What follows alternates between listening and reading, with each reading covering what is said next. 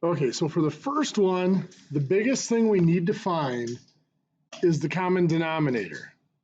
And the way it's written out, that's pretty ugly. But with some basic factoring, we can find the common denominator by figuring out what our common factors are.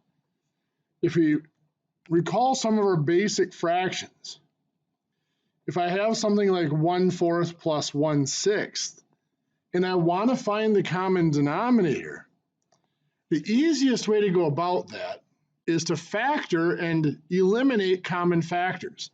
For example, 4 can be written as 2 times 2. 6 can be written as 2 times 3.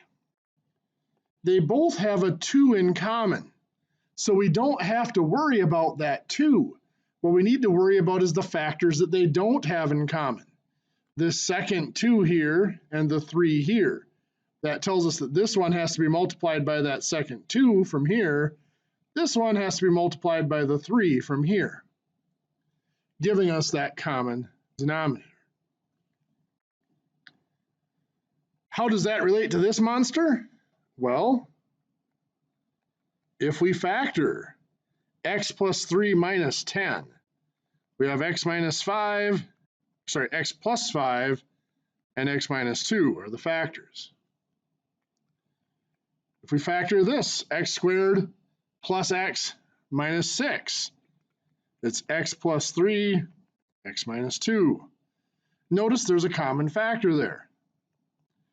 And over here, x squared minus x minus 12, that would be x minus 4 and x plus 3.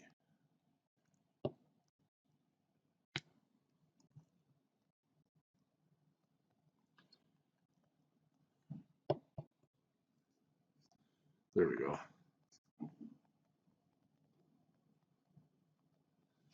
So now we use those to create our common factor. Our common factor is all of the individual factors.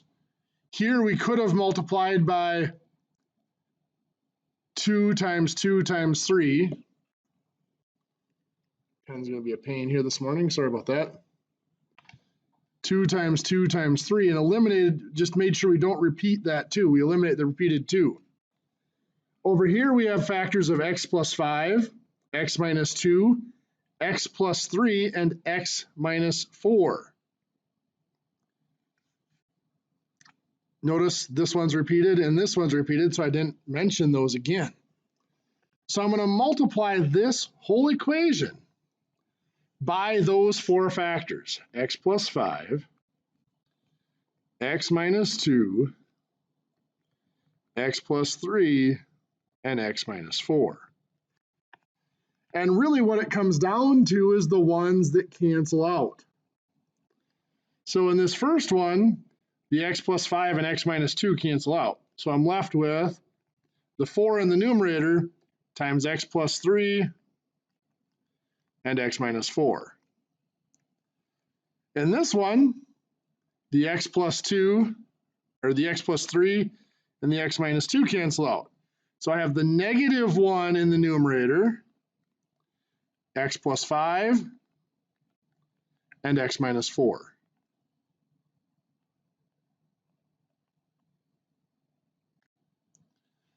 Equals, in this one here, I have the x minus 4 and the x plus 3 in my denominator. So x minus 4, x plus 3, so I've got the x plus 5 and x minus 2. So 3, x plus 5, and x minus 2. Well, this still has potential to get very ugly. I'm going to make an assumption here that you guys can multiply these out. X plus 3 times x minus 4 is x squared minus x minus 12 times 4, that makes that 4x squared minus 4x minus 48. Here, x plus 5 times x minus 4, well, that's x squared plus x minus 20 times the negative 1. So that'd be negative x squared minus x plus 20. On the other side, x plus 5 times x minus 2 is x squared plus 3x minus 10 times the 3 makes that 3x squared plus 9x minus 30. I'm going to drop down below this other problem here. On the left side, we're going to combine. 4x squared and negative x squared make 3x squared. Negative 4x and negative x make negative 5x. Negative 40 and negative 48 and positive 20 make a negative 28. On the right side, there is nothing to combine.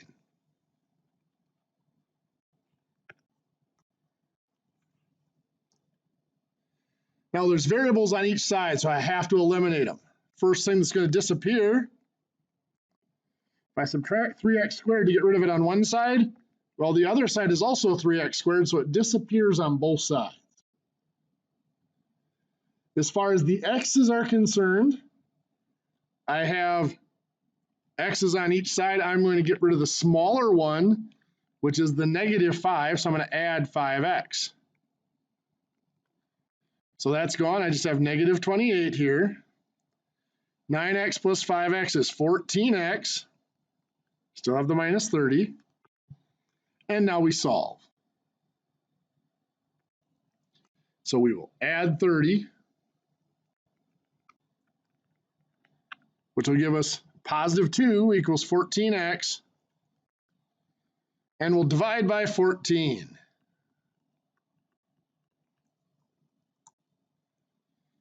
Two divided by 14 is either 0.2857143 approximately equals x.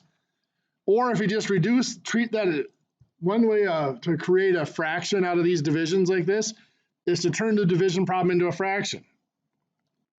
2 over 14 reduces to 1/7. Oops, I divided this wrong. That's not 0.28, it's 0.142857143. There we go. So those are the possible answers. The fraction is preferable because it is exact, and of course this is rounded at some point. That one repeats, does not ever end. Anybody get that one right? Okay. That's a tough problem. So any questions on how we did it? Anybody totally lost on how we did it needs to see another example of it? Okay. That's about as ugly of a problem as we would find as far as solving a rational equation with a quadratic formula. Okay, well, now I'm going to slide back up to this other problem, the word problem. Anybody need another minute or two to finish that one up? Okay, let's take another minute or two to finish that. Oops, get back here. I may have to rewrite it for you because my word just crashed. Oops. Oh, there we go. Okay, we're still good for now.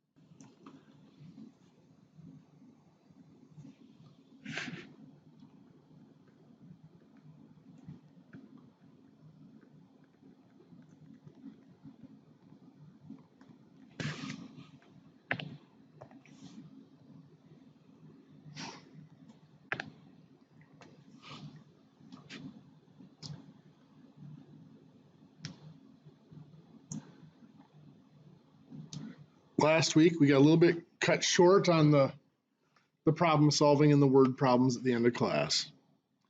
But one of the things we stressed was making sure you define what your variable stands for. And then after you created an equation and solved it, make sure you go back and see what your answer actually gives you, what the variable is standing for, and then make sure that answers the question. So here we're dealing with shirts and hats that are for sale. And the variable that I'm going to define is going to be the number of each that's sold. And as we saw last week, we don't want to define two separate variables for things.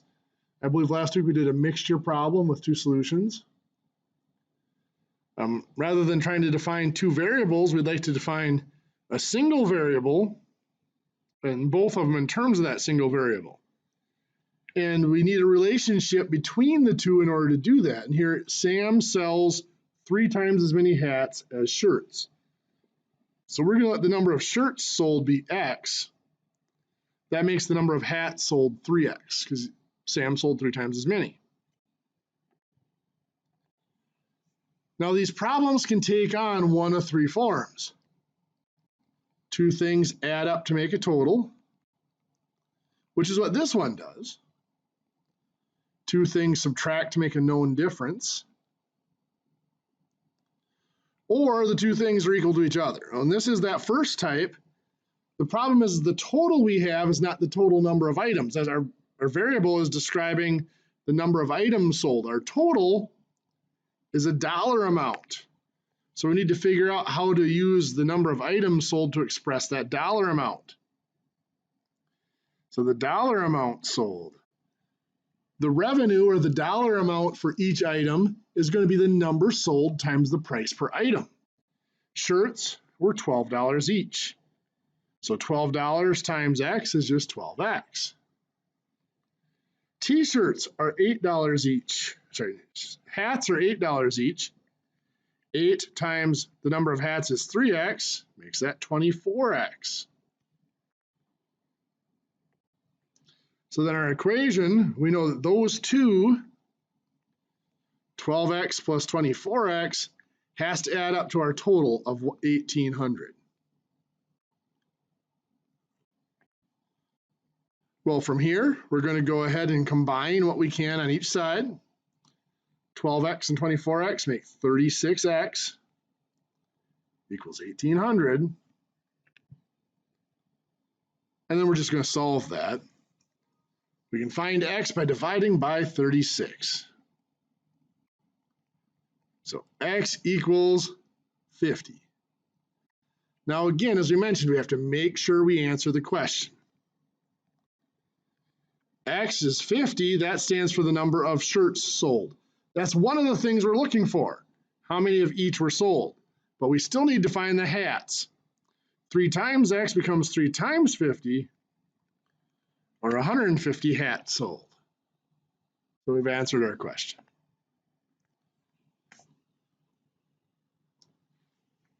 Were there any questions off the homework from last Wednesday? I know we covered a lot of stuff for the first day of class. Okay, well, today then, we're going to go ahead and we're going to move into the next step.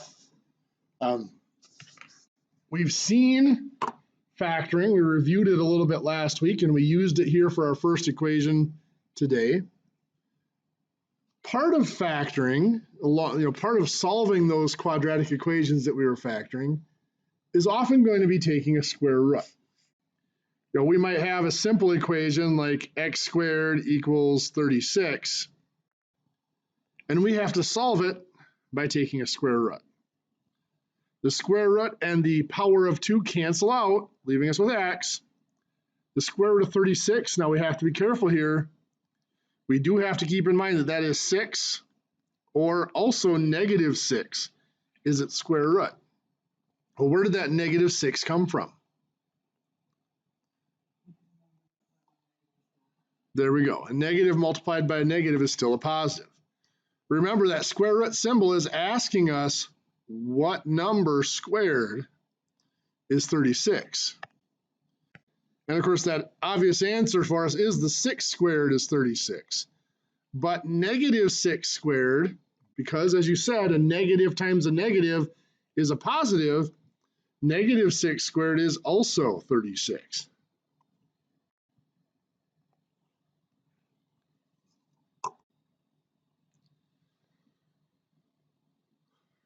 Because of that relationship, What is the answer to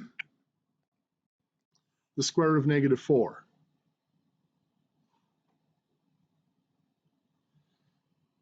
Well, if we punch that in our calculator, second square root negative 4, our calculator gives us a really nasty answer. It says error, can't do it.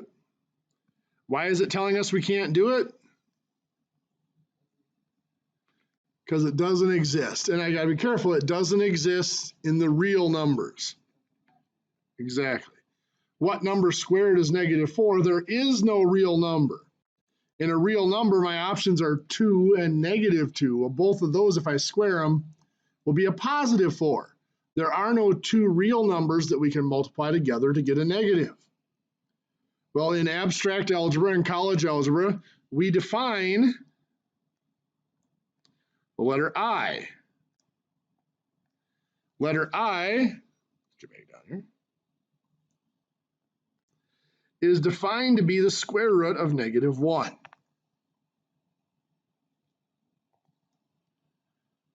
So if we take the square root of a negative 1, the answer is I. So in other words, it's defined to be such that I squared is negative 1.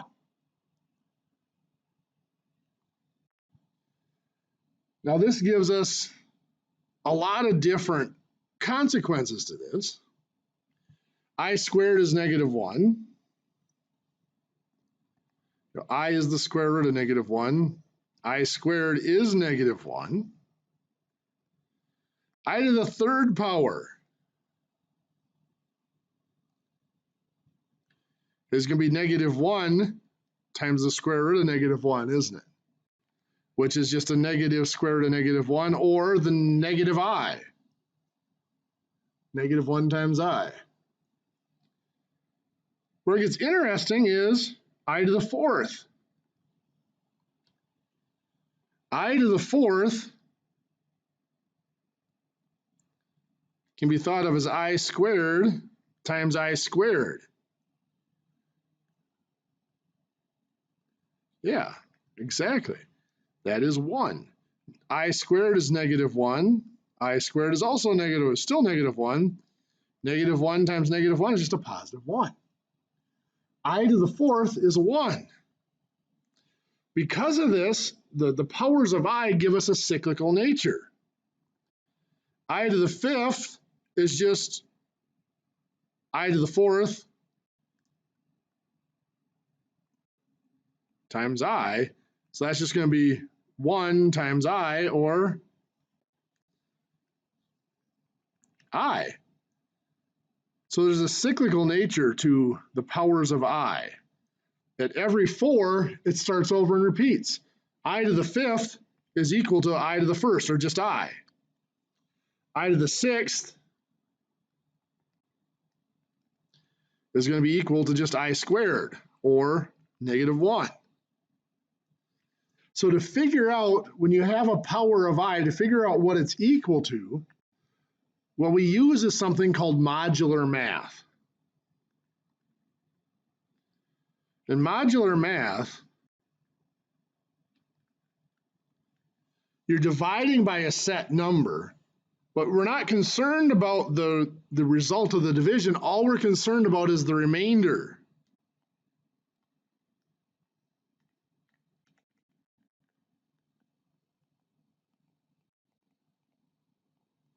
So for example, if I have I to the power of 98. Oops, I wrote that very wrong. Come here. I to the power of 98. There we go. To figure out what that equals, what I'm going to do is I'm going to take that power of 98 and I'm going to divide it by 4. Because the powers of I are cyclic at 4. At I to the fourth, it's back to being just 1. At I to the fifth, it's back to being just I to the first. So we're going to divide that 98 by 4. 4 goes into 9 twice. That's 8 with 1 left over. Bring down the 8. 4 goes into 18 4 times. That's 16 with 2 left over. So the remainder we get here is 2. So what that means for us is I to the 98th is equivalent to I to the power of 2. And we know from up above that I squared is just negative 1. So I to the power of 98 is just negative 1.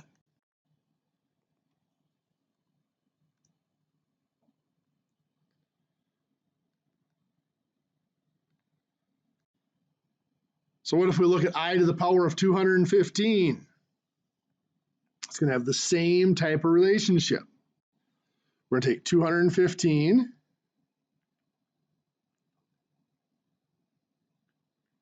divided by 4. 4 doesn't go into 2, so we leave it blank above the 2. 4 goes into 25 times. 5 times 4 is 20. 21 minus 20, we've got 1 left over. Bring down the 5. 4 goes into 15 3 times.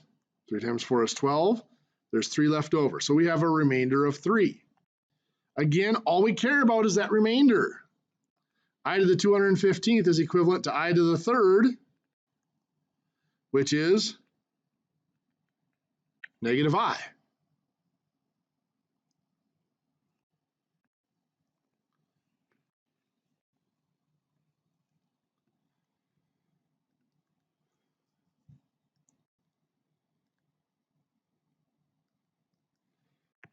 In your notes, tell me what I to the power of 384 is equal to. We'll go over this in about 20 seconds.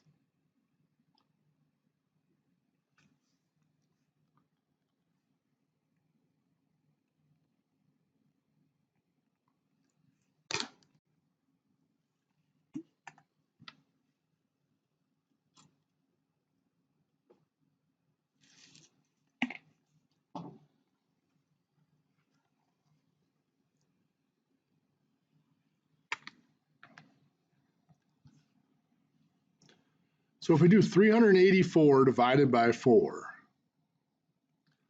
we get 96 with no remainder of 0. So that's I to the power of 0, and what's anything to the power of 0? It is 1. So I to the power of 384 is just 1.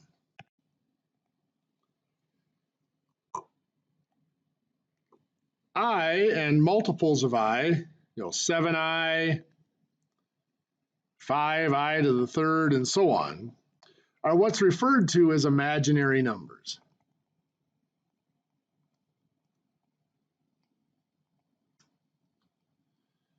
The word imaginary comes into play because we talk about real numbers. We said that the square root of negative 1 has no solution in the real numbers, so we had to imagine numbers to make that, to be able to do that calculation. Usually our imaginary numbers do not stand by themselves, like 7i or 5i to the 3rd. Our imaginary numbers are used in combination with real numbers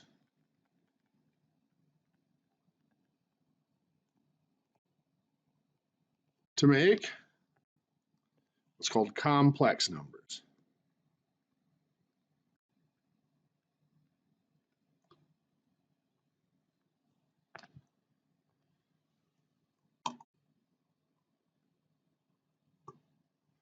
Complex numbers have a lot of applications.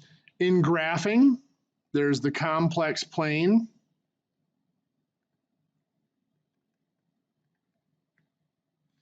Where you have the real portion of the number on the x-axis and the imaginary portion on the y-axis. A complex number might look like this: 7 plus 3i. So the real portion is the 7, 1, 2, 3, 4, 5, 6, 7. The imaginary portion is the 3i. So that's a dot right there. 7 on the real axis, 3 on the imaginary axis. You may have heard the term polar coordinates.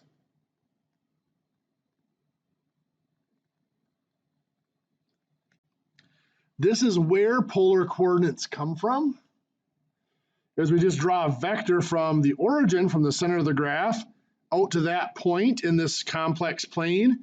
And rather than defining it as 7 plus 3i, we define it as the length of that vector and the angle that it forms here with our 0 position on our axis. We're not going to do polar coordinates in here, but if you go on to calculus, you will need to be able to do polar coordinates. It's not part of this course, not in this textbook, but it is something to, if you want things to brush up on as you go into calculus, that is one of them. So for our purposes, we're going to do a few things with our complex numbers. First thing we want to be able to do is to do operations with our complex numbers. So if I have 5 plus 8i plus 7 minus 3i. This is going to work just like our operations with polynomials. We can combine the things that have the same name or the same label. In other words, we can combine the real parts with the other real parts, the imaginary parts with the other imaginary parts. So let's just go ahead and set this up vertically like we would do other additions. We've got the 5 plus 8i. I'm going to line up the real number, the 7, with the other real number, the 5. And the imaginary part, the negative 3i, underneath the positive 8i. And I am adding down my columns here. Integers come into play, as always. 8i plus negative 3i is just 5i. And 5 plus 7 is 12.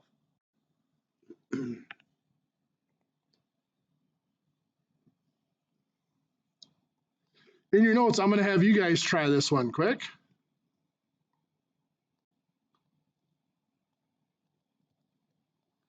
Two minus 5i minus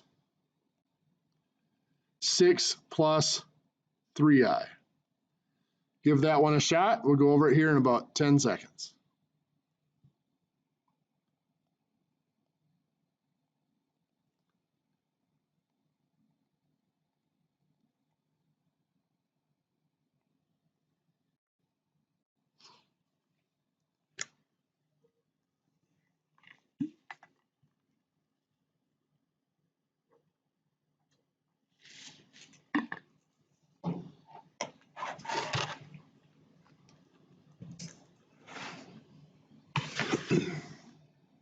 So we are subtracting down our columns here.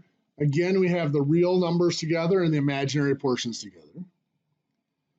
We have negative 5i minus 3i. Negative 5 minus 3 is negative 8. So it's negative 8i. 2 minus 6 is a negative 4. So negative 4 minus 8i is our result.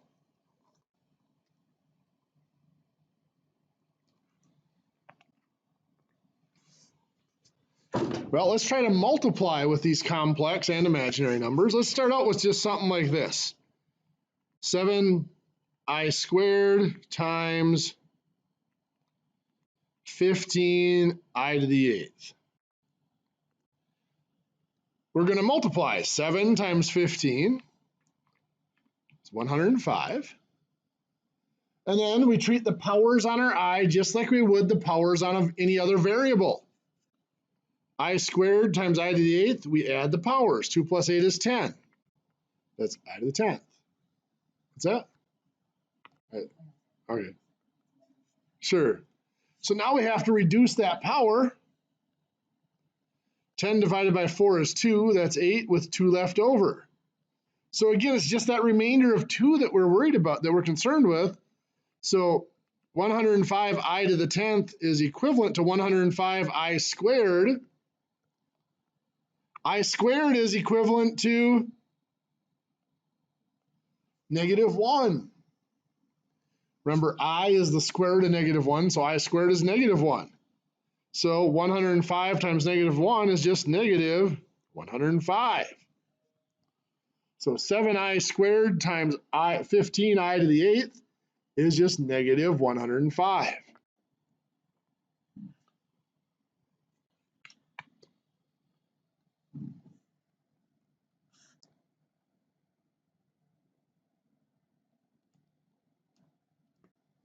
So we might have 6i to the third times 2, let's go 2i to the third minus 4i, well, let's just do minus 4i, what the heck.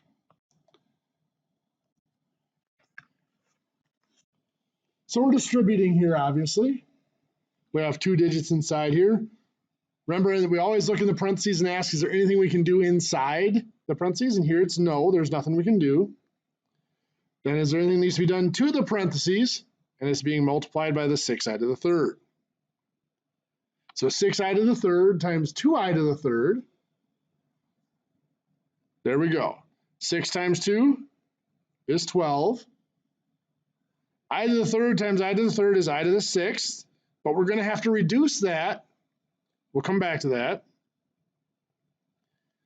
6i to the third times negative 4i.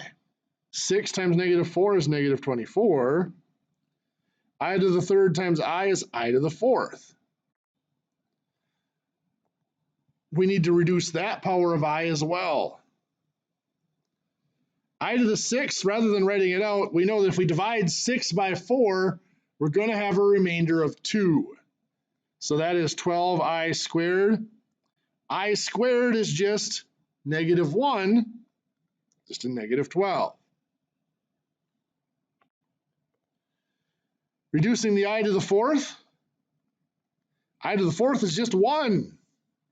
So that is negative 24 times 1, which is just negative 24. Negative 24 minus, or sorry, negative 12 minus 24 is a negative 36.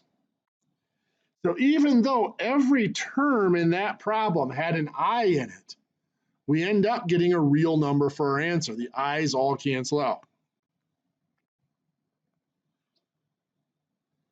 So one to try in your notes. Negative 5i to the fifth times 3i to the seventh minus 4i, just 4i. We'll go with that. We'll go over that in about 30 seconds.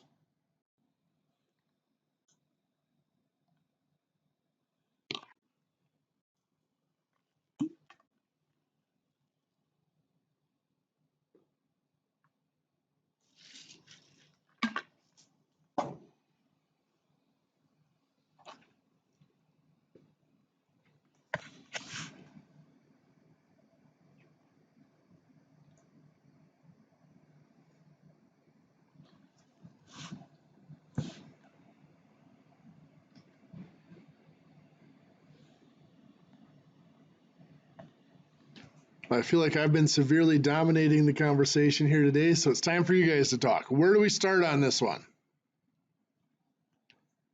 Sure, that's understandable.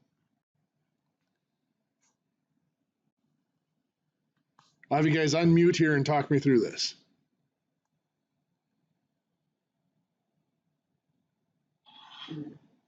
So what's my first step?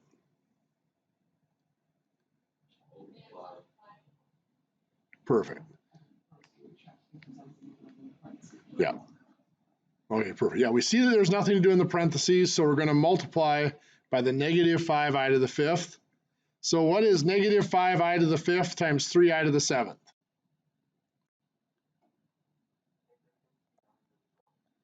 Negative 15i to the 12th. Thank you. Next, negative 5i to the fifth times negative 4i. What do we get there? Positive 20, I to the sixth. Good. Now we have to reduce the i's.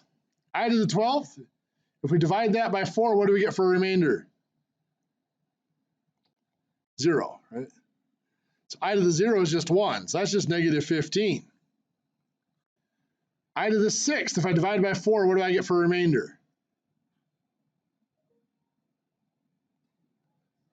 I to the second, 2. I to the second, of course, is -1. Perfect. So 20 times -1, -20, and what does that add up to? -35. Good. So you can see it is very possible, even though every term has an I in it, to end up with a real number answer. The next step, let's take 7 minus 3i times 4 plus 5i. Just like with our polynomials, we can use that FOIL acronym here. The F stands for what?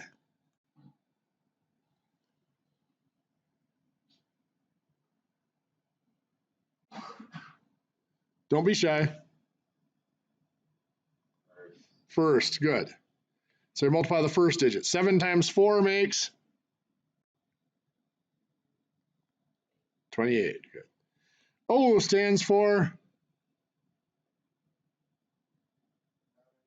outer. 7 times 5i,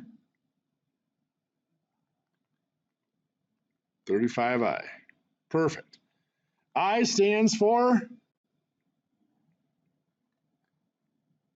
inner. Good. -3i times 4.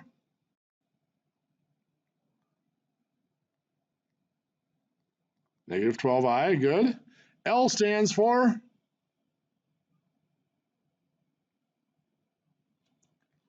last. -3i times 5i.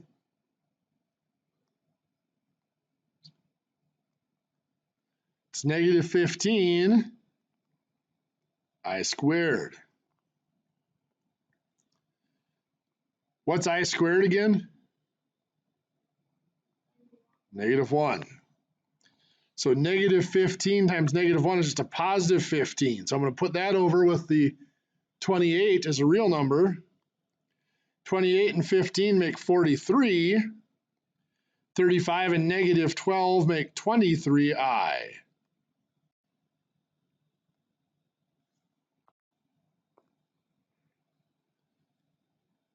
In your notes, I'm going to have you try 2 problems like this.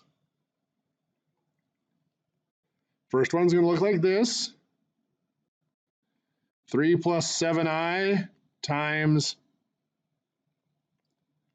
5 minus 4i.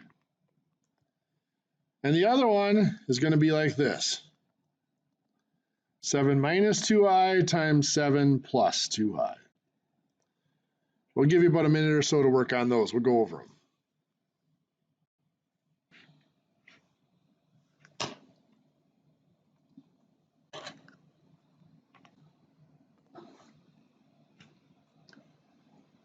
So let's take a look at the first one.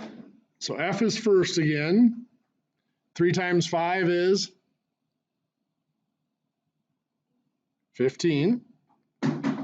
Outer, 3 times -4i.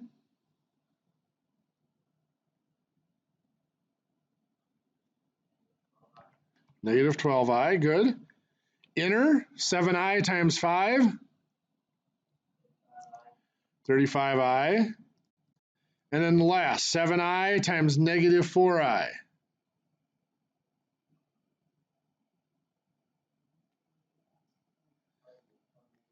Perfect. It's -28i squared, but we know that I squared is -1 times -28 is a positive 28. So the 15 and 28 make 43. -12 and 35 make positive 23i. Ironic that one came out to be the same answer, huh? I wasn't trying to do that. Oh well. The next one here. Something weird happens in this problem, but also something extremely useful to us. So on the outside, 7 times 7 is 49. sorry, for the first digit, sorry, the 7 times 7. On the outside, 7 times 2i is 14i. On the inside, negative 2i times 7 is negative 14i, and negative 2i times 2i is negative 4i squared. And of course, I squared is negative 1, so negative 4 times negative 1 is a positive 4. And what we get here, 49 plus 4 is 53. The 14i and negative 14i cancel out. We multiplied together two complex numbers, and we got a real number. This is an important ability to have. And what we have here, the 7i, or 7 minus 2i, and the 7 plus 2i, are what's referred to as complex conjugates.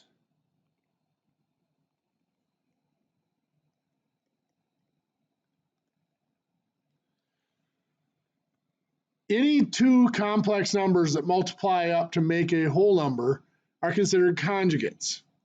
The easiest way to create conjugates when you have a complex number is to simply change the sign of the imaginary portion of the number. So what does that mean? Well, that means if I have the complex number 2 plus 5i, its conjugate is 2 minus 5i. The imaginary portion was the 5i. We changed it from positive to negative. If I multiply those two together, I will get a real number. If I have, it's imaginary, there's no real portion, but it's still complex because it has imaginary portion to it, 7i, its conjugate would be a negative 7i. You would multiply it to get a real number. If I had 5 minus 2i, its conjugate is going to be 5 plus 2i. We went from a negative 2i to a positive 2i. Notice the real portion never changes. This is a 5 and still a 5. This is no real portion, still no real portion. 2 and still a 2. Why are those conjugates so important? Well, when it comes to dividing, that's the only way we can divide. When we have fractions or division, we do not like having, in a fraction at least, we don't like having a complex number in the denominator. We call it realizing the denominator.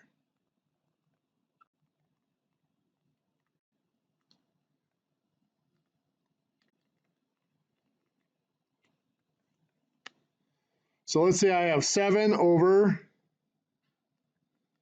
3 minus 2i. I don't want to have a complex number in the denominator of my fraction. So to get rid of it, I am going to use its conjugate. What is the conjugate of 3 minus 2i? 3 plus 2i. So I'm going to multiply, just like any other fraction, I can multiply the numerator and denominator by the same thing. So I'm going to multiply both the numerator and denominator by that conjugate of 3 plus 2i. Well, 7 times 3 plus 2i, that's just 21 plus 14i. Down here, 3 minus 2i times 3 plus 2i. 3 times 3 is 9. 3 times 2i is a positive 6i. Negative 2i times 3 is negative 6i. Negative 2i times 2i is negative 4i squared, which we know is a positive 4. So the 6 and negative 6 cancel out. 9 plus 4 is 13. So this fraction here, 21 plus 14i all over 13, is equivalent to 7 over 3 minus 2i.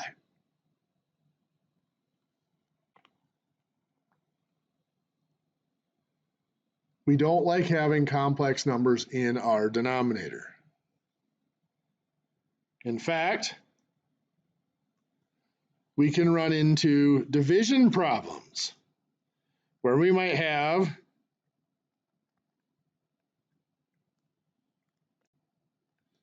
let's do 5 plus 3i divided by 6 minus 2i.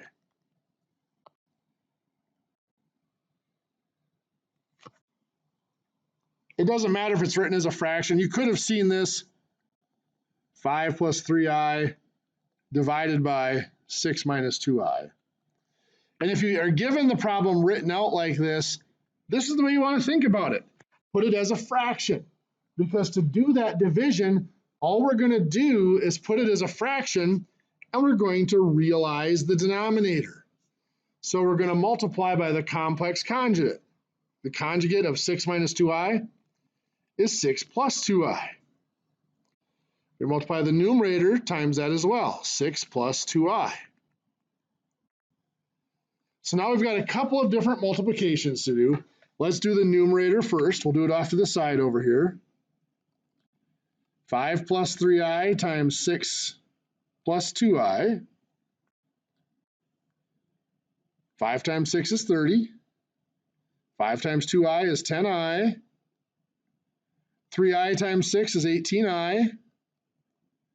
3i times 2i is 6i squared, which we know I squared is just -1. So 6i squared is 6 times -1, or -6. So we've got 30 plus -6 is 24. 10i plus 18i is 28i. So we've got 24 plus 28i is our current numerator. In our denominator, let's multiply out the conjugates here. 6 times 6 is 36. Now really, since we know these are conjugates, we could skip these next two steps. 6 times 2i is 12i. -2i times 6 is -12i. We know those are going to cancel out, so we could really skip those if we wanted to. -2i times 4i is, or -2i times 2i is -4i squared, which I squared again is -1. -4 times -1 is a +4. 36 plus 4 is 40. So our denominator has been realized. We got rid of that complex number, got rid of the imaginary portion of the complex number. The only thing left to do to complete this division is to reduce. Now on top we have two different numbers to contend with. On the bottom we have the 40. Is there a number that all three of those can be divided by? Well, they're all even, so we can divide them by 2, but is there a larger number? 4, very good. So if I want to do 24 divided by 4 is 6. Positive 28i divided by 4 is a positive 7i. And 40 divided by 4 is 10. So 6 plus 7i over 10.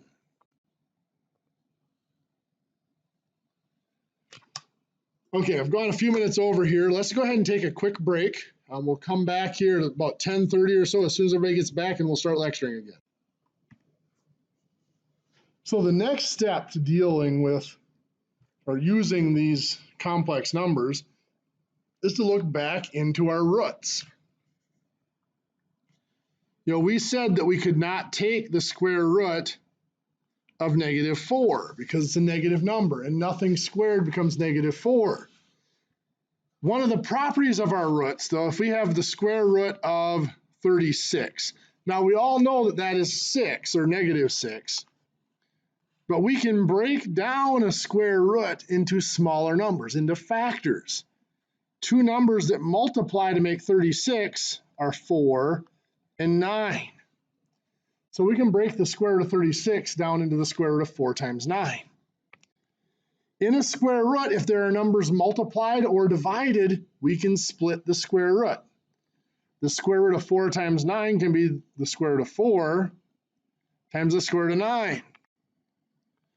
Well, the square root of 4 is 2 or -2.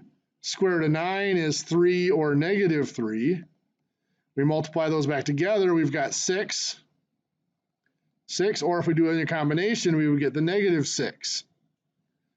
So we get 6 or negative 6 as those possible answers. Which brings us back here to the square root of negative 4.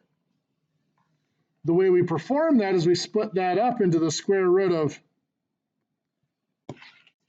4 times negative 1. So the square root of 4 times the square root of negative 1. The square root of 4 is either 2 or negative 2, and the square root of negative 1 is I. So what we have here is 2i or negative 2i. Now, if it does not specify that you need both answers, we'll generally stick with the positive version. But in some of our equations, in solving an equation, we are going to need both of those possible answers. So where does that come in then, going back to the quadratics we were talking about? Well, we were solving quadratics last week.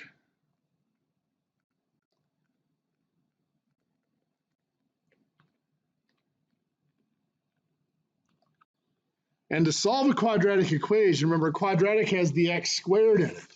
To solve a quadratic equation, we can't just isolate the variable because it appears more than once in variations that cannot be combined with each other. So we might have x squared plus 7x plus 18 equals 6. To solve that, to get the possible values for x, first thing we have to do, remember step 1, is to set it equal to 0. So we have to get everything off of one side of this. Right now, this x squared is positive, so I'm going to leave it where it is. If the x squared were negative, I'd move it over to the other side. So I'm going to clear off everything on the other side, which is just the 6. So subtract 6. That's gone. This is now x squared plus 7x plus 12 equals 0. Our next step to solving that was to factor.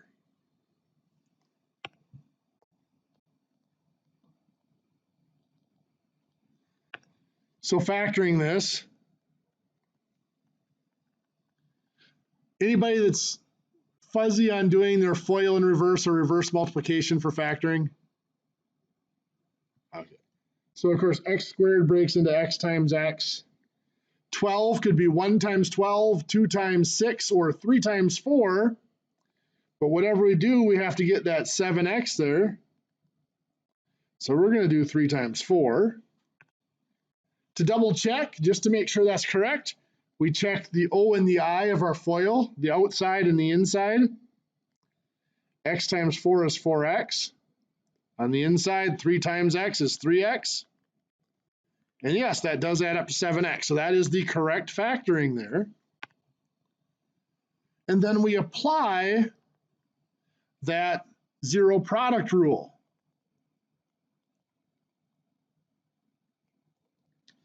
And remember, what that zero product rule tells us is if two things multiply to be 0, either the first one is 0 or the second one is 0. So either x plus 3 equals 0 or x plus 4 equals 0 for this problem. And then we're going to solve each of those. Now they're a linear equation. The power of x is 1 or no power. We'll solve those linear equations separately. So on the left here, x plus 3 equals 0. We'll subtract 3. X equals negative 3. Excuse me. And over here, x plus 4 equals 0. We'll subtract 4. X equals negative 4. That was the way we looked at solving these quadratic equations last week. But there are several other methods that can be used. One of them, we can run into an equation like this. 2x squared minus 7 equals 91. Here, Even though it's an x squared, the variable only appears once. We can actually solve this one very similar to how we did a linear equation. We can get the variable by itself. First thing we're going to remove here is the 7. We're going to add 7 to get rid of subtracting 7. So that minus 7 is gone. We have 2x squared equals 91 plus 7 is 98. Now, to get the x squared by itself, we're going to divide by 2. So the 2 is gone. X squared equals 49. Once we have isolated the x squared, we can do the square root. The square root of x squared, of course, is just x. The square root of 49 is 7 or negative 7. So it still has two answers.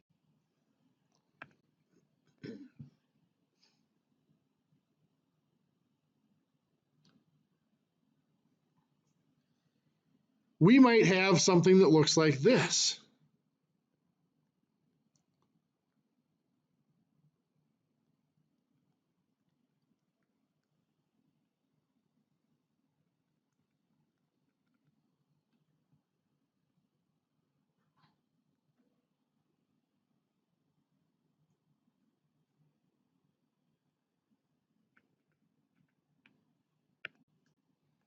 So 5 times, then in parentheses, 2x minus 3 squared plus 5 equals 130. First thing we have to do, just like we did up here, we isolated the x squared so that we could square root. Here it's not just x squared, it's a bigger piece squared, but we still have to isolate it. So we're going to isolate this piece. Again, we do that reverse order of operations, so we're going to subtract the 5. So 5 times 2x minus 3 squared equals 125. Then we're going to divide by the 5 that's multiplying up here. We divide by that to get rid of it, dividing by 5 over here. So 2x minus 3 squared equals 25. Now that the square root is by itself, the square root is by itself, we're going to square root it. And we are going to get two equations here. The square root of 2x minus 3 squared, well, the root and the squared cancel out, giving us 2x minus 3. But the square root of 25 could be 5, or that 2x minus 3 could equal the other square root of 25, which is negative 5. And now we solve. This one will solve by adding 3. So 2x equals 8. And dividing by 2.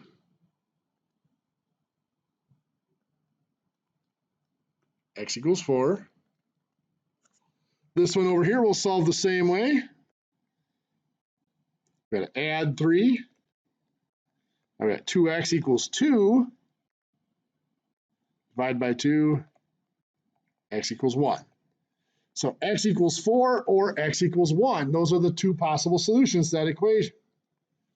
Now, just like with our linear equations last week, it's a good idea to go back and substitute into the original equation. We've got 4 and 1 to make sure that those answers work in the original equation. So if this is 4, that's 2 times 4 minus 3 squared times 5 minus plus 5.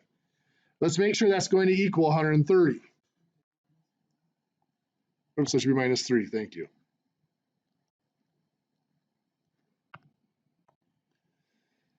So 2 times 4 is 8. 8 minus 3 is 5. 5 squared is 25. 5 times 25 is 125, plus 5 is 130. That works. Let's try it with 1 in there. So 5 times 2 times 1 minus 3 squared plus 5.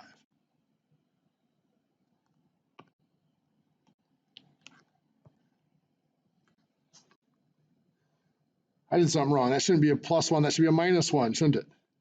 Negative 5 plus 3 is a negative 2. Negative 2 divided by 2 is a negative 1, not a positive 1. So we're going to put a negative 1 in there.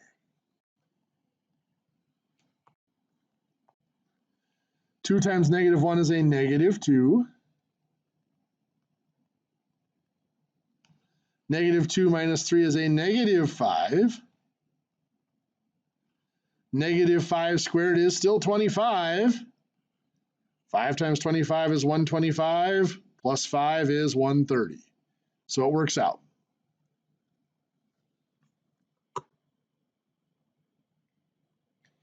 By the way, that is the most common mistake that I do catch on tests and stuff, is messing up the negatives on these. So I'm kind of glad I did it. Well, how does this come back then to what we were just doing? Well, we can have 7x squared plus 19 equals 5. We go to solve this, we're going to subtract the 19. 7x squared now equals a negative 14. We're still trying to get the squared by itself, so we divide by 7. X squared equals negative 2. Our last step is to square root it. Well, the square root cancels out the squared on the x, but the square root of negative 2 is not a valid answer.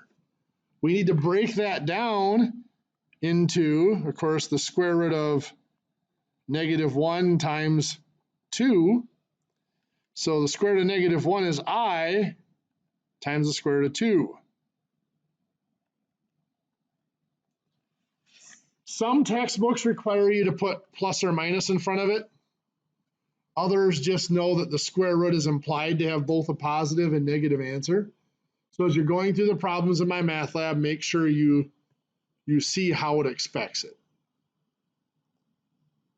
On a test, first test coming up 4 weeks from today, by the way, on a test, I would accept it either way. If you didn't put it on there, I wouldn't mark it wrong.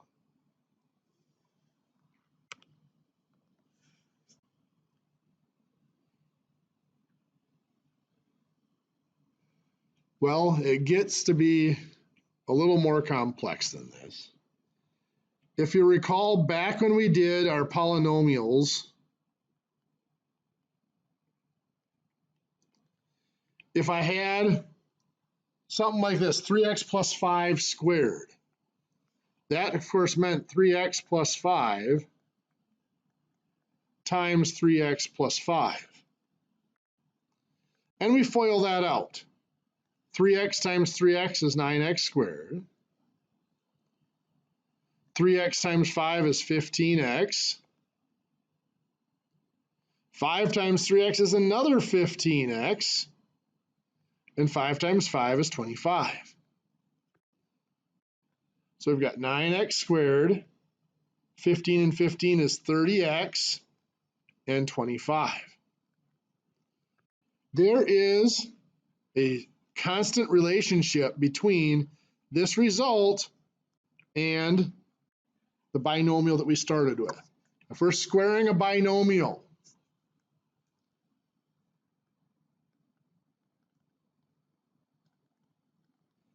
binomial squared,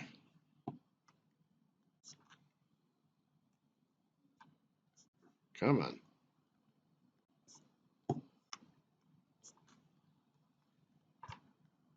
There we go. Gives us what is called a perfect square trinomial.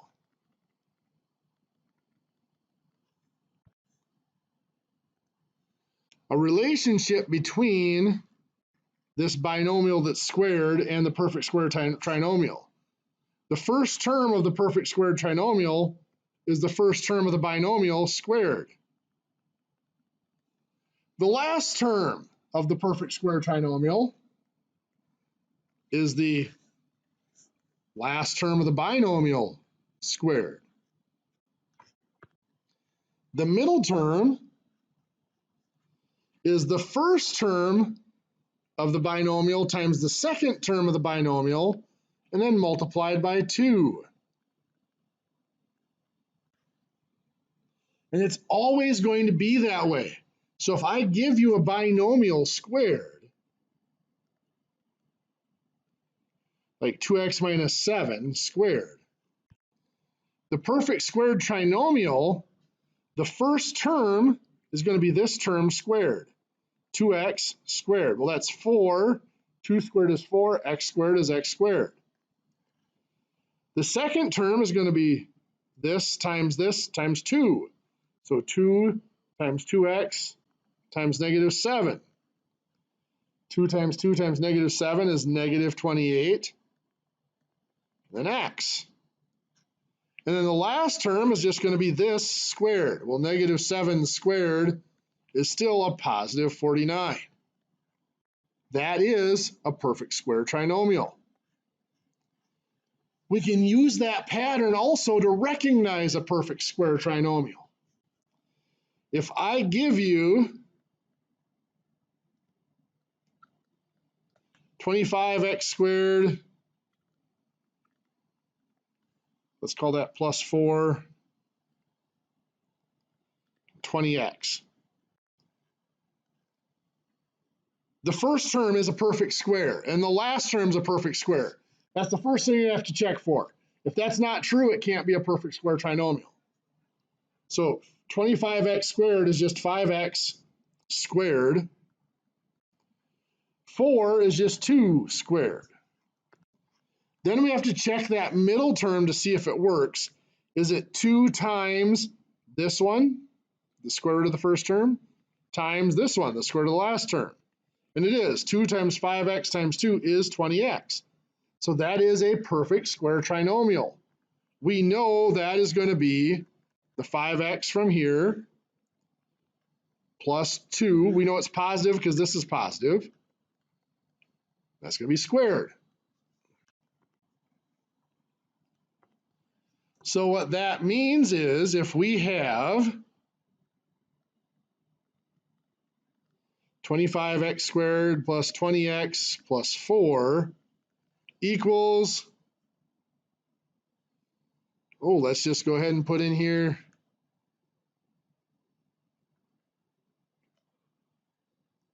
let's be a little bit more, I'll be a little kinder than that. Let's just put in 36 for now. I can solve this, even though it's not equal to 0 over here, but because this is a perfect square trinomial, I can break that down into 5x plus 2 squared equals 36. And I can solve this by taking the square root of both sides. On the right side, the square root just cancels out the squared. So that's just 5x plus 2. On the right side, the square root of 36 is 6 or negative 6.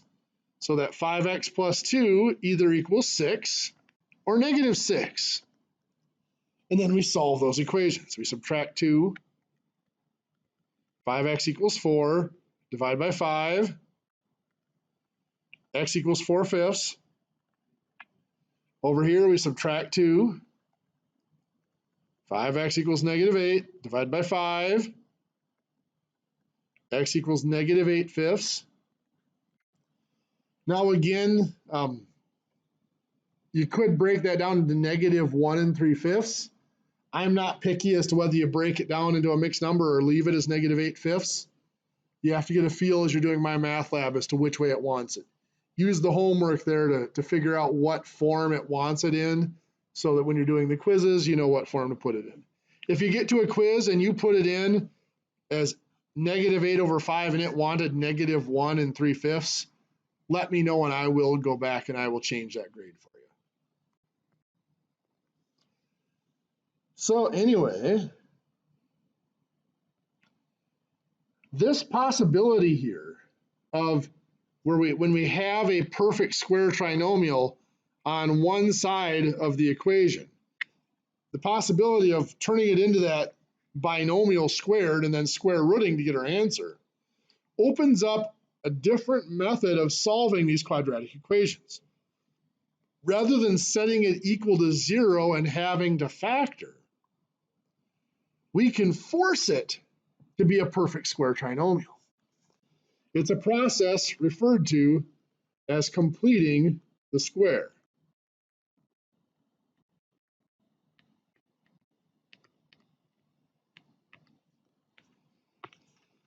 If I have the beginning of a trinomial, like 4x squared minus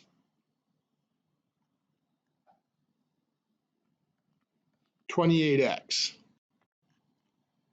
and I want to know what this last term needs to be, I'm going to call that c over there.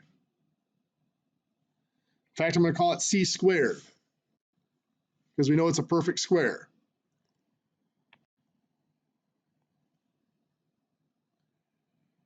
Four here, I'm going to refer to as a squared. So what that means is I'm creating a binomial of the form a plus c. I know that this middle term here has to be 2 times a times c.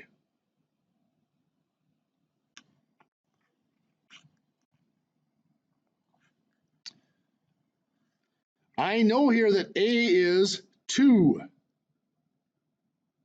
2 squared equals 4, so a has to be 2.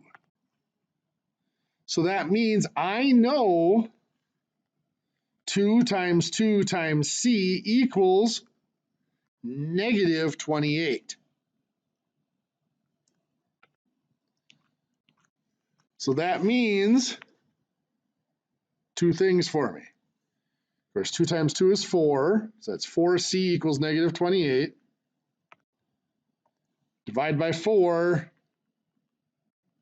I get c equals negative 7. So that tells me that in my binomial that I squared to get this, a is 2, c is negative 7. So that's 2x minus 7 is that binomial. It tells me that what has to go in here then is c squared. Negative 7 squared will be 49. So this is going to become 4x squared minus 28x plus 49.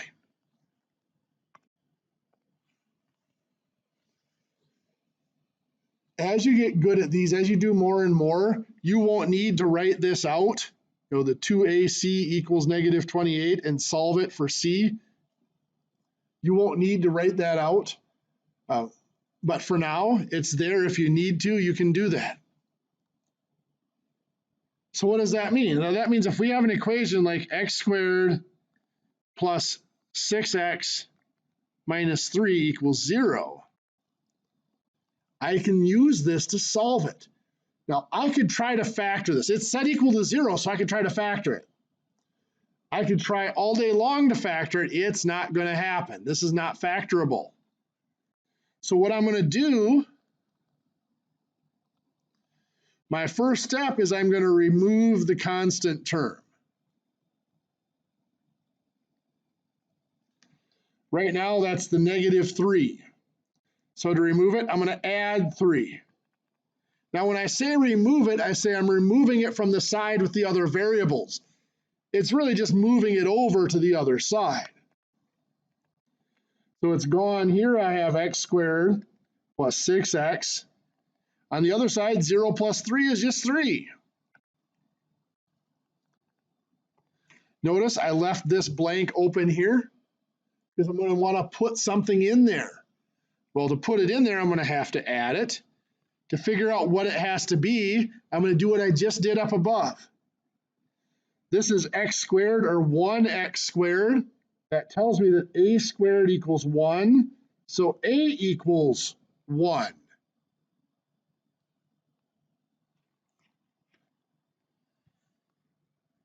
So that tells me then 2ac equals 6, but a equals 1.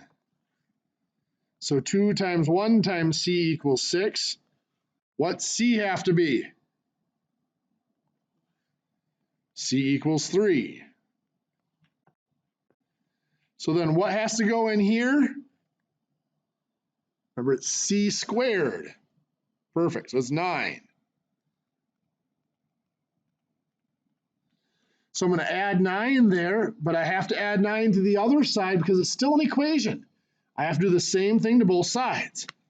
So this now becomes x squared plus 6x plus 9. This side becomes 3 plus 9 is 12. Now I remember what I did here. This is a binomial squared because it's a perfect squared trinomial. This was 1 for a, so that's just 1x or x. C was a positive 3, so that's just plus 3 equals 12. So this is the key transition, getting it into this form so that something squared equals a number. And now we square root it. The square root cancels out the squared. The square root of 12 we'll deal with in a second. So on the left side, we have x plus 3. On the right side, we've got the square root of 12. Now, we haven't dealt with radical expressions yet, but they work the same way as our imaginary numbers do. That square root of 12, I'm going to break it down into the square root of 4 times 3. The square root of 4 is 2 times the square root of 3. I might list that as the positive or negative 2 times the square root of 3. Because remember, a square root can always have a positive or a negative answer. So x plus 3 equals plus or minus 2 times the square root of 3. Now I still have to finish this off and solve for x by subtracting the 3. So x equals, now just like when I write an imaginary number, I don't usually write 3i minus 2. I'll write negative 2 plus 3i. I write the real portion first. Same with irrational numbers. I write the rational portion first, which is the negative 3. And then I write the radical, the square root, plus or minus 2 times the square root of 3. So there's my answer. I get an irrational answer. Are there any of you that are not familiar or has questions about reducing a radical like this and getting an answer in radical form? Is that something is there anybody that's new to?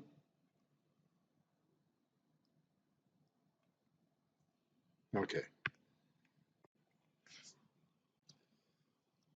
Let's do one more example of completing the square, and then we'll move on. So let's take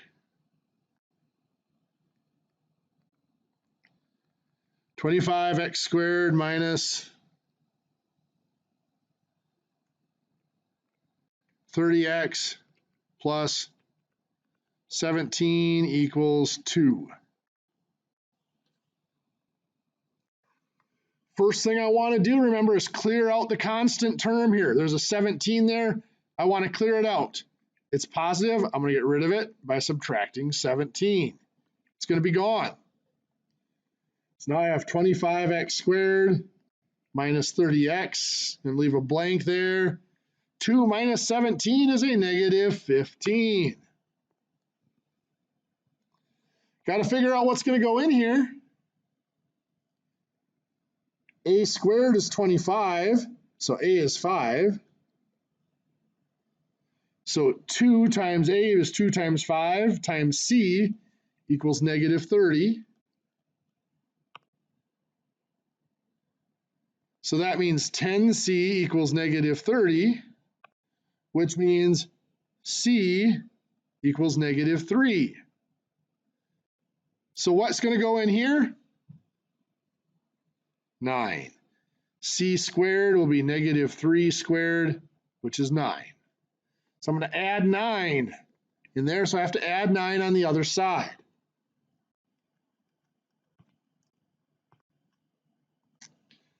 So 25x squared minus 30x plus 9 equals negative 15 plus 9 is negative 6. Now, the whole purpose of doing all this was to create a perfect square trinomial on the left side here, which we have.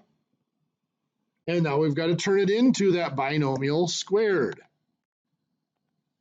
So this becomes, we said a was 5, so that's 5x. We said c was negative 3, so that's minus 3 squared equals negative 6. And now we take the square root. So the square root of both sides, again, on the left side, it cancels out the squared.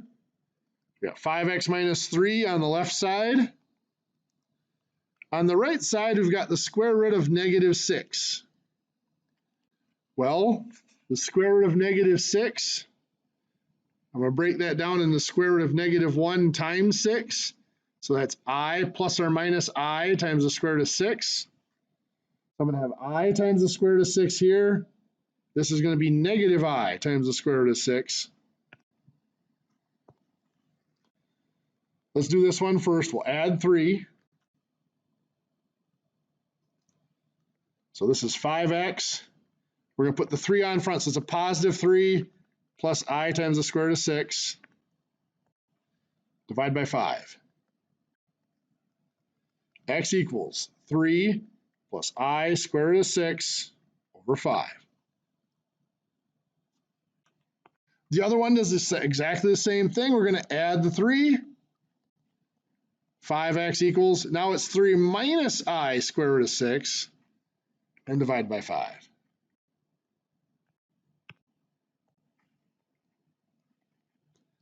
So x equals 3 minus I over the square root of 6, or times the square root of 6 over 5.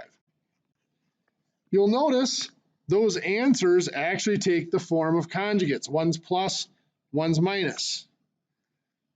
And that will always be that way. In fact, this process of completing the square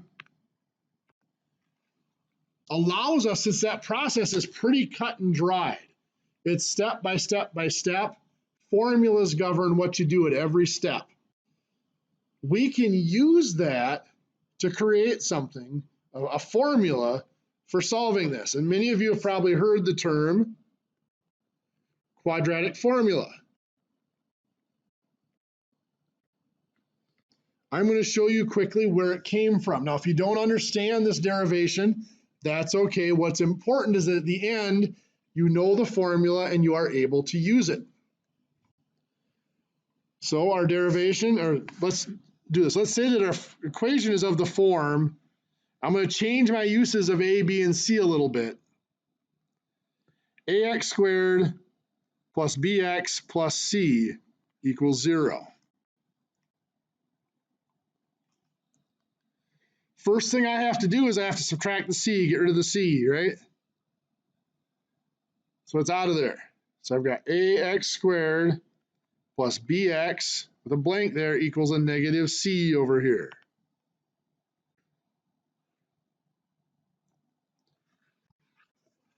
Now, I have to figure out what I'm putting in here. What that's going to be, of course, now, before we were putting this as a squared, now it's a, so the square root of a squared equals that. We need to figure out what's going in here.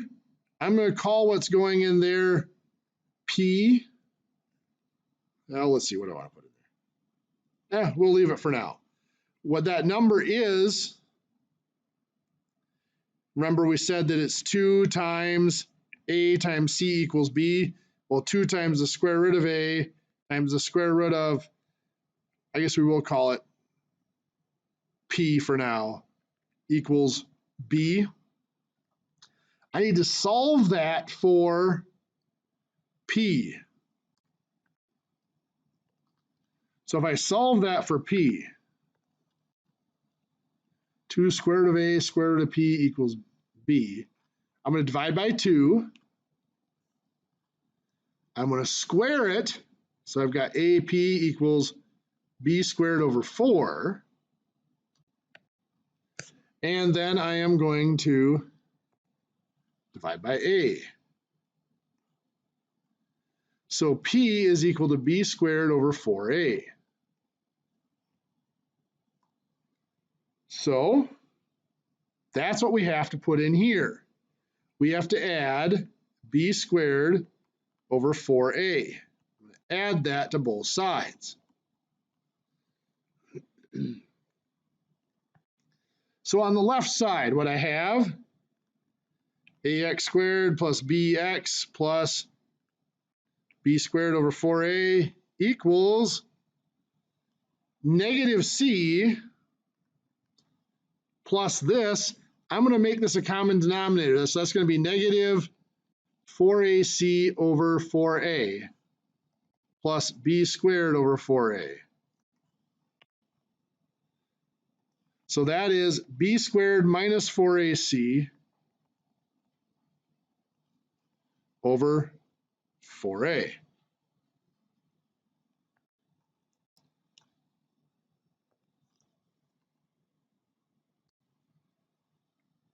This is a perfect square trinomial.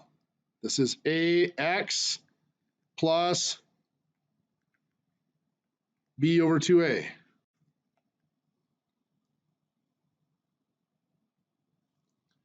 I missed something here.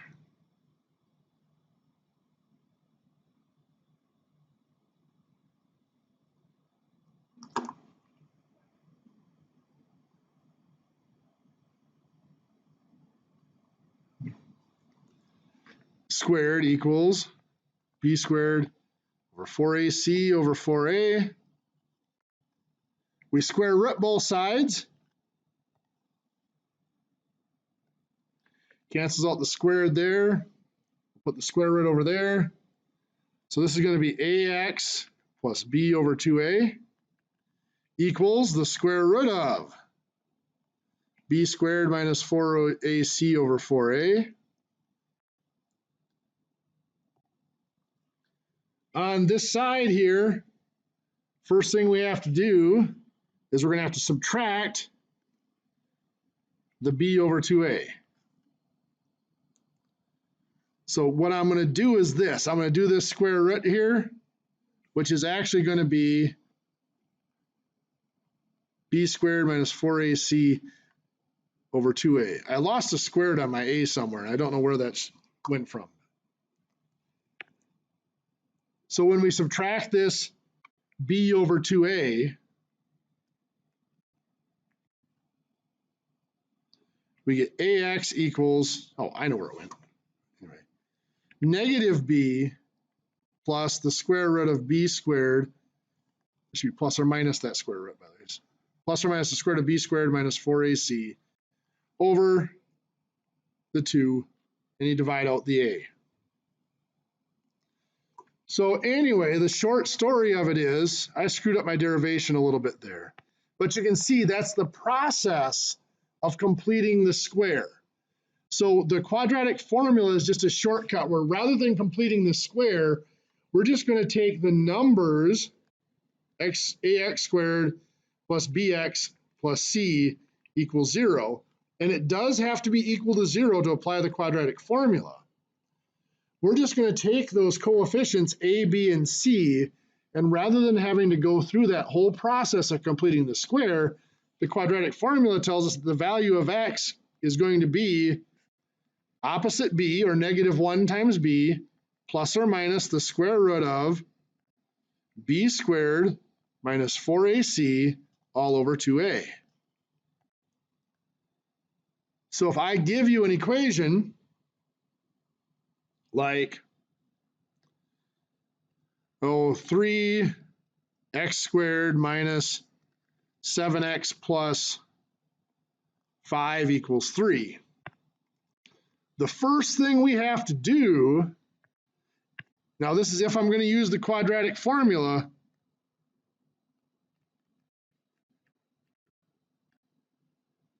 if I'm completing the square, I want to get rid of this constant. If I'm using the quadratic formula, just like with factoring, I want it to be equal to 0, so I need to get rid of the constant on the other side. So this now becomes 3x squared minus 7x plus 2 equals 0. And once this is equal to 0 over here, then we can go ahead and apply the quadratic formula. So a equals 3, b equals negative 7, and c equals 2. So x equals opposite of b. Well, b is negative 7. The opposite has a positive 7. Plus or minus the square root of. b is negative 7, so negative 7 squared, minus 4 times a, so times 3, times c, which is 2, over 2 times a, so 2 times 3. And now it's a matter of just reducing that expression. Nothing to do with the 7 up here. Negative 7 squared is 49, minus 4 times 3 times 2 is 24. 2 times 3 on bottom is 6.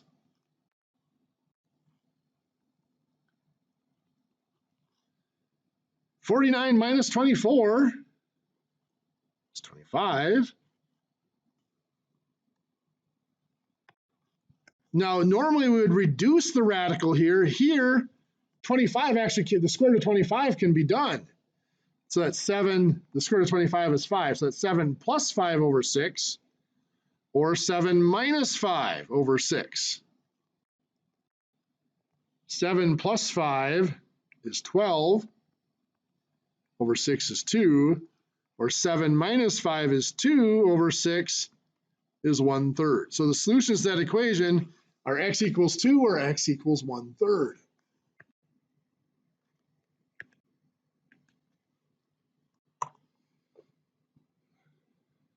Anybody here that has not seen quadratic formula before? Okay. I realize I went kind of the long way through it, and I apologize for the derivation, but the important part is knowing how to use the formula. So if we look at that formula, x equals opposite b plus or minus the square root of b squared minus 4ac over 2a. This part of the formula here, it doesn't include the square root. The part inside the square root here, b squared minus 4ac, is a very important piece as far as identifying what type of solutions we have. That's the number we're going to be taking the square root of. It is referred to as the discriminant. If that is positive, greater than 0, then we have two real solutions. Doesn't mean that they're necessarily rational. Up here we had rational solutions because that discriminant was a perfect square. We could take the square root of it. But because it was positive, we know there are two real solutions. They won't always be nice, simple solutions like this, but they will be real. If it equals 0, there will be one real solution. Since the square root of 0 is 0, well, plus or minus 0 doesn't change anything. It's when it's less than 0. If it's negative,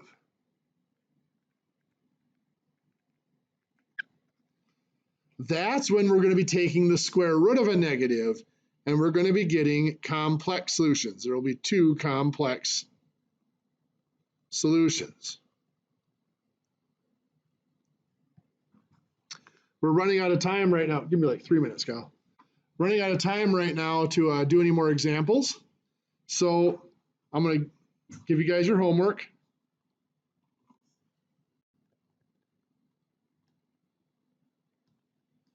Homework 1B in my math lab covers this material. We'll start off on Wednesday. We might do a couple of word problems with quadratics, and then we'll move on to our new stuff. Also, quiz 1 covers all the materials from homeworks 1A and 1B. Homework 1B is going to be due on Thursday. quiz 1 is going to be due on Friday. Again, that's just so that if you have questions on the homework, you have time to answer it. Also remember, homework 1A from last Wednesday is due by the end of the day tomorrow. If you haven't got that done yet, make sure you're finishing that up as well. Any questions? Okay, well, you guys have a great day. We'll see you all on Wednesday.